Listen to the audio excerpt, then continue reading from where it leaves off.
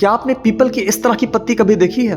अब देखिए, इस पत्ती की जो नसें हैं वो लकड़ी की तरह कठोर हो गई हैं, मोटी हो गई हैं। तो क्या कोई ये विशेष प्रजाति का पीपल का पेड़ है, अथवा ये इन पत्तियों में किसी तरह की कोई बीमारी है?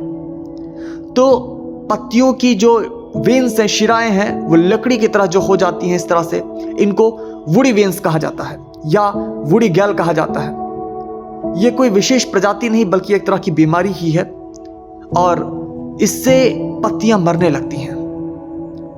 पत्तियां, चूंकि उनके अंदर जो नसें हैं, जो वेन्स हैं, वो तने से पानी को और मिनरल्स को जाइलम के माध्यम से लेकर पत्तियों तक जाती हैं, और पत्तियों में फोटोसिंथेसिस के माध्यम से जो ग्लूकोज का निर्माण होता है उसको फ्लोएम के माध्यम से लेकर वापस तने से होते हुए जड़ तक ले जाती हैं, और इस तरह से पेड़ की जो रचना है, जो शरीर है, वो कार्य करता है।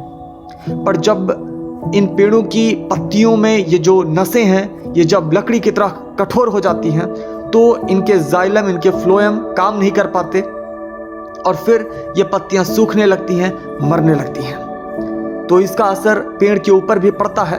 हालांकि इससे पेड़ों की मौत नहीं होती है, पर हाँ, ये एक प्रकार की बीमारी है, ये कोई चमत्कार नहीं है।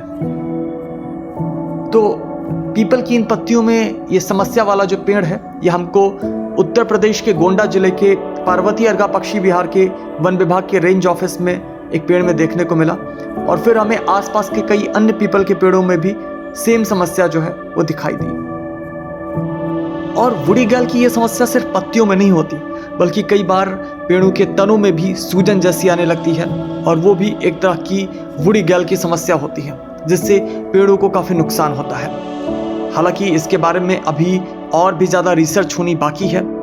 भविष्य में इसके बारे में जब और अध्ययन होगा तो और जानकारियाँ सामने आएंगी। क्या आपने कभी इस तरह की समस्या पीपल के पेड़ की पत्तियों में या किसी अन्य पेड़ की पत्तियों में भी देखा है? अगर देखा है तो कृपया अपने अनुभव को हमें अवश्य बताएं। यदि आपका कोई प्रश्न हो तो वो भी कमेंट में अवश्य पूछें, और नेचर क्लब फाउंडेशन के हमारे चैनल के साथ यूं ही जुड़े रहें। हम इसी तरीके से पर्यावरण, पशु पक्षियों आदि के बारे में जानकारी आप तक पहुंचाते रहेंगे।